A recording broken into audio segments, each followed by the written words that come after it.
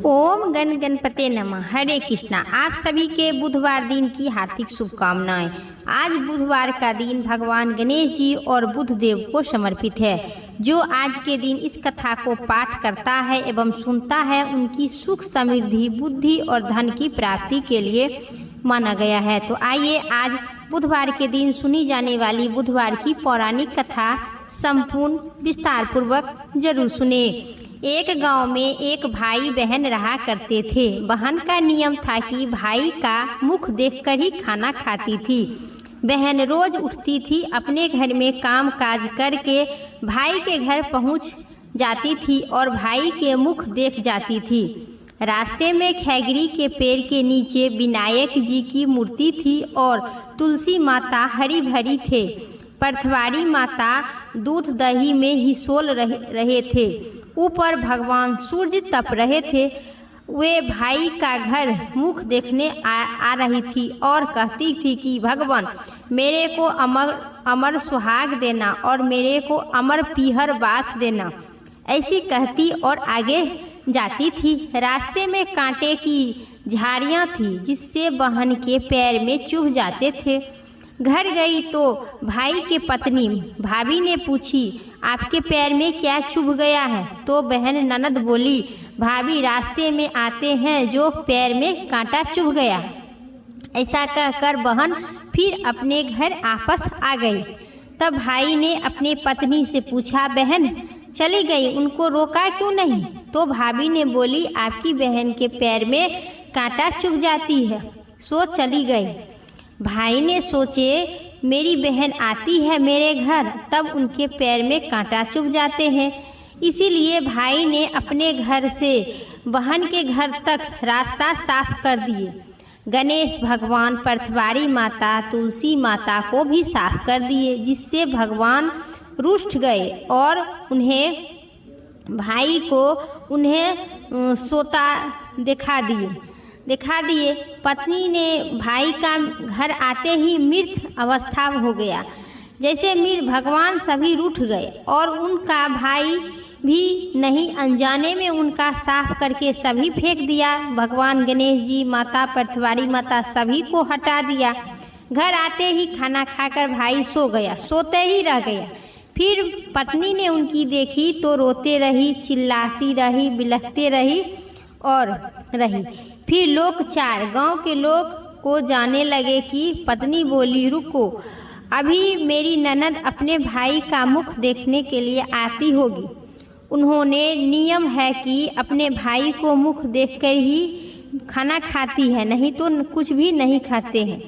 कुछ लोग बोले, आज तो भाई के मुख देख लेगा, कल क्या करेगी? एक बुजुर्ग व्यक्ति ने बोले, थोड़ी देर और ठहर जाओ।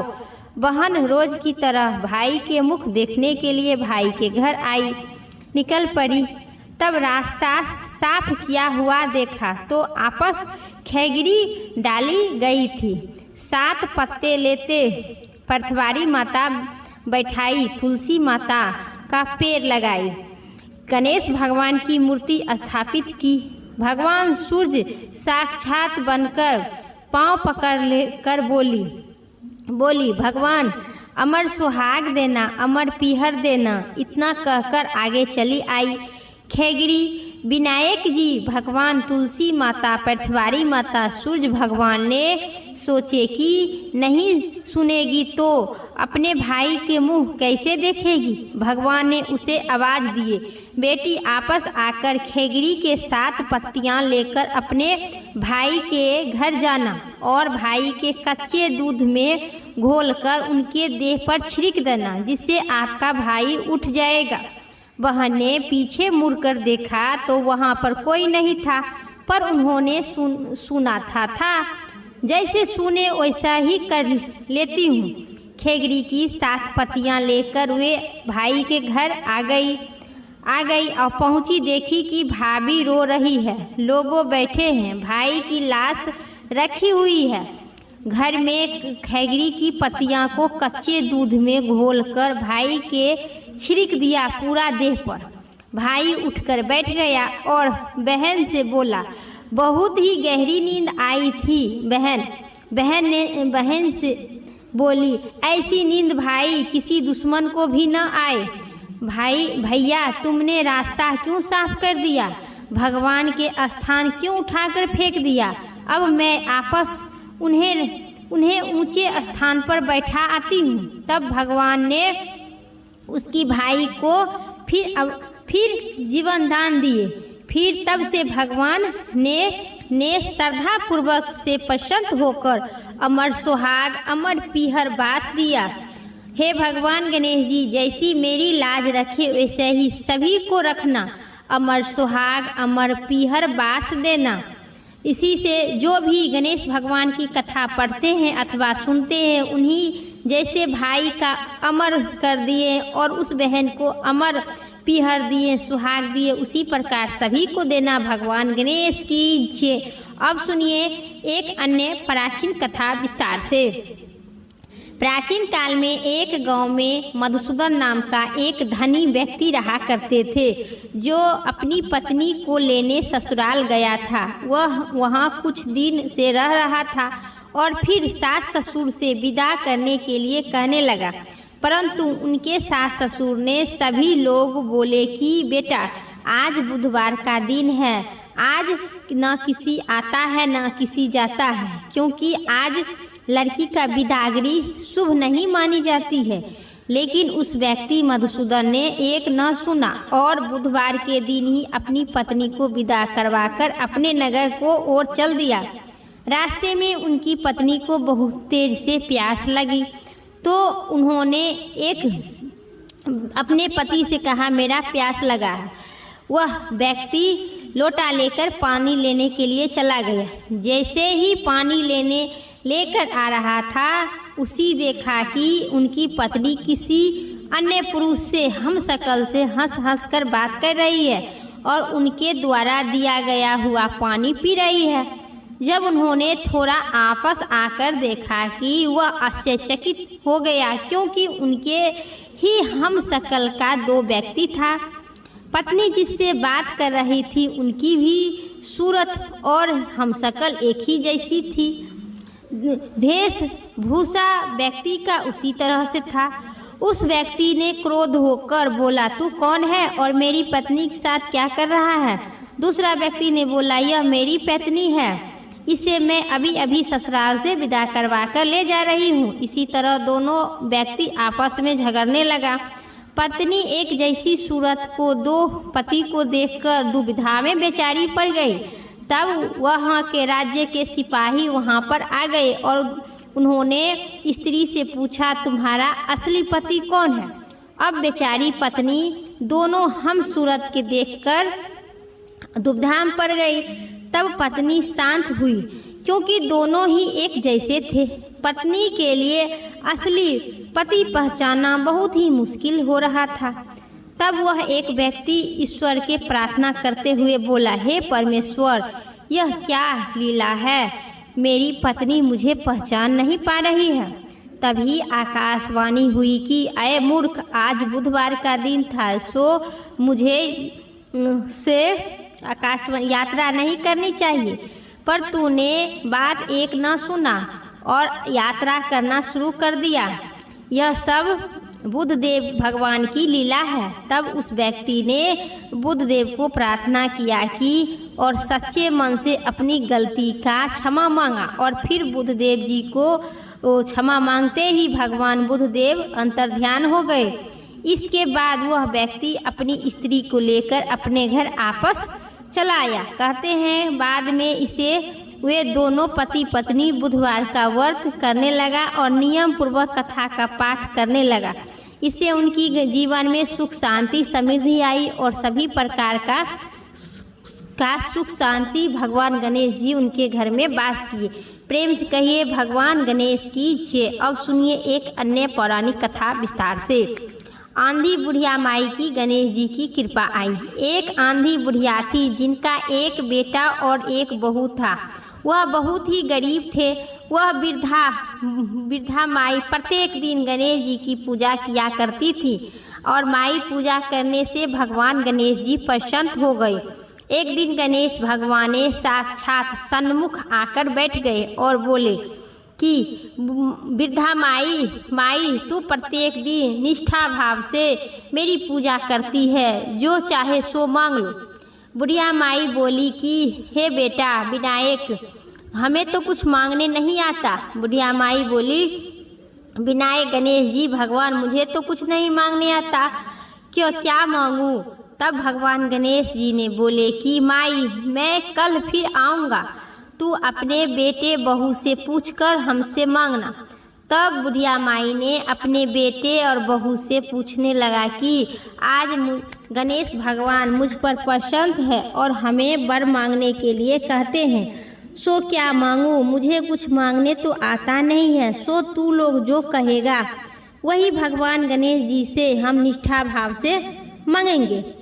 बोले तब बेटा बोला, माँ धन मांग लो। और बहू बोली, माँ जी आप नाती पोते मांग लीजिए। तब बुढ़िया ने सोचे कि बेटा बहू तो अपने अपने मतलब की बात कर रही है, अतः उन्हें बुढ़िया ने अपने पड़ोसन से पूछा कि पड़ोसन ने कही कि हे माँ, तेरी थोड़ी सी जिंदगी बची हुई है, तू क्यों नाती पोते मांगेगी, क्यों तू धन मांगेगी? तू अपने के लिए आँख मांग लो, जिससे तू आराम से जीवन सुखपूर्वक यापन करेगी।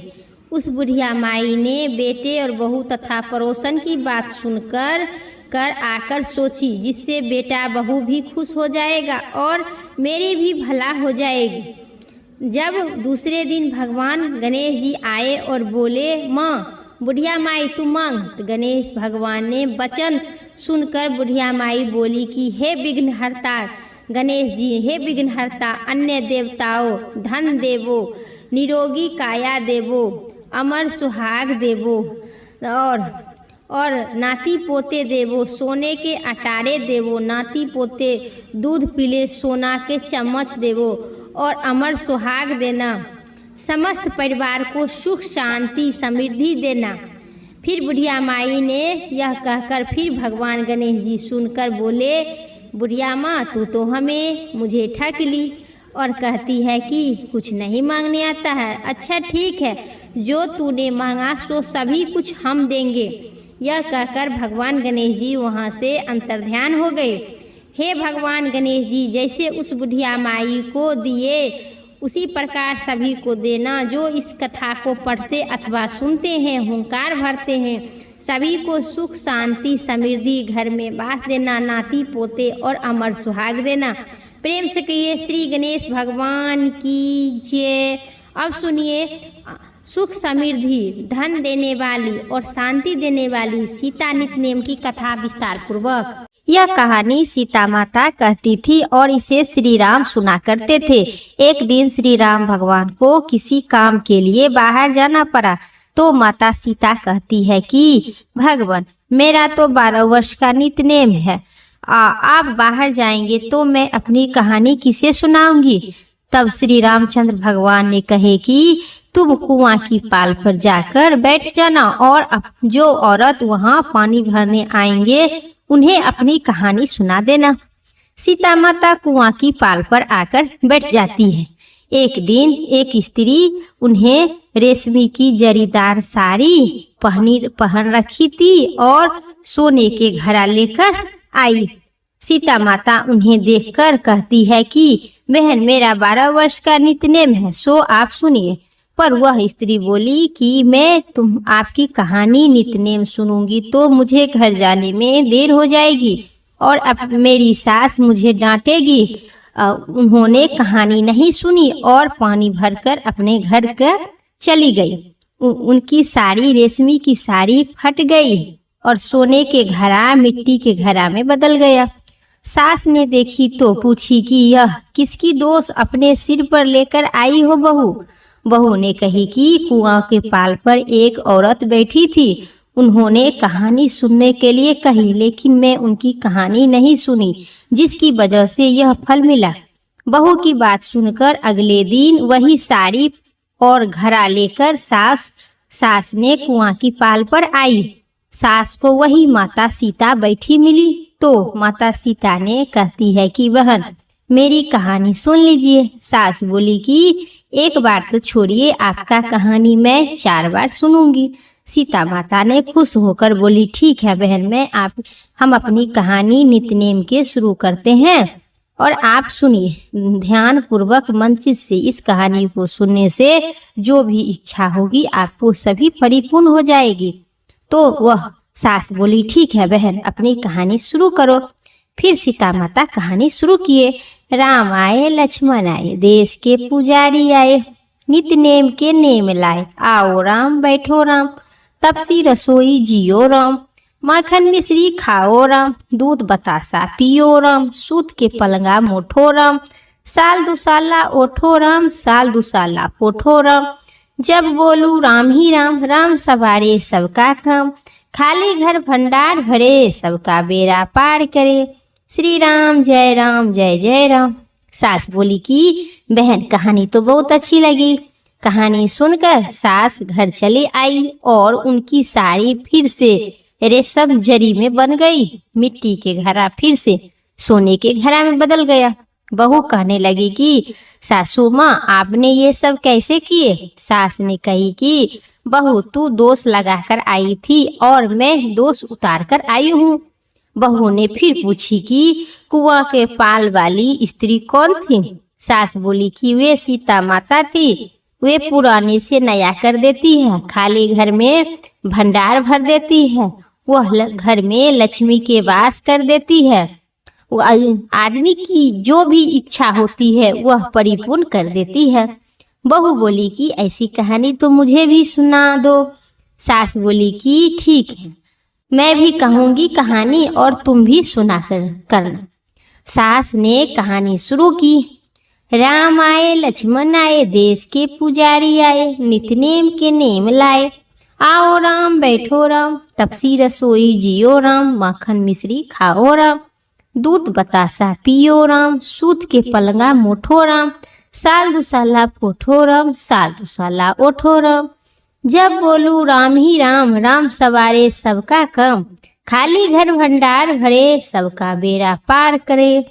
श्री राम जय जय श्री राम। बहू बोली, माँ जी कहानी तो बहुत अच्छी लगी।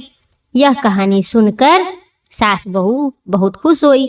अब सास बहू ने विचार किए कि हम दोनों सास बहू रोज दिन यही कहानी शुरू करेंगे। वह कब? तो सुबह सुबह। सास बोली कि मैं प्रातः काल सुबह मैं इस कहानी को हम दोनों सुना करेंगे। सास बोली ने कहानी ठीक है, कहानी हम रोज कहेंगे। फिर सास बहू सब दोनों सास बहू रोज सवेरे उठा करती थी, नहा धोकर और पूजा करने के बाद नित्य नेम की सीता माता की कहानी कहती थी। एक दिन उन्होंने यहाँ पर एक पड़ोसन स्त्री आई और बोली कि बहन जरा सा आँच देना। तो वह बोली कि आँच अभी तक हमने नहीं लगाई है। पड़ोसन ने कही कि तुम सुबह 4 बजे उठकर क्या करती हो? उन्होंने कहा कि सुबह उठकर हम दोनों नहा धोकर पूजा पाठ करने के बाद फिर सीता माता का नित्य नेम की कहानी कहते हैं। पड़ोसन ने उनकी बात सुनकर फिर कही, सीता माता की कहानी कहने से तुम्हें क्या मिला? वे बोली कि इनकी कहानी सुनने से घर में भंडार भर जाते हैं, सारे काम सिद्ध हो जाते हैं, मन में जो भी इच्छा होती है सीता माता की कृपा से परिपूर्ण होती है। पड़ोसन कहती है कि ठीक है बहन, ऐसी कहानी बहन हमें भी सुना दो, मुझे भी सुना दो। फिर वह बोली ठीक है, तुम भी ये कहानी सुन ही लो। फिर कहानी शुरुआत किए। राम आए लक्ष्मण आए, देश के पुजारी आए, नित्य नेम की नेम लाए। आओ राम बैठो राम, तपसी रसोई जियो राम। यह कहानी सुनने के बाद पड़ोसन ने कही कि ये कहानी तो बहुत अच्छी लगी, मुझे भी।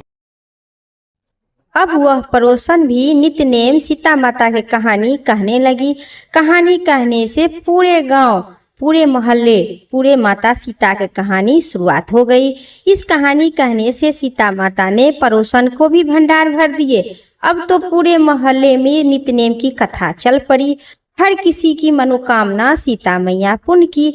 हे सीता माता, जैसे उस पड़ोसन और उस सास बहू को भंडार भरे, वैसे ही आप सबको हम भंडार भरना, हमारे भी भरना, कहानी सुनने वाले को भरना और कहानी का हुंकार भरने वाले के भरना।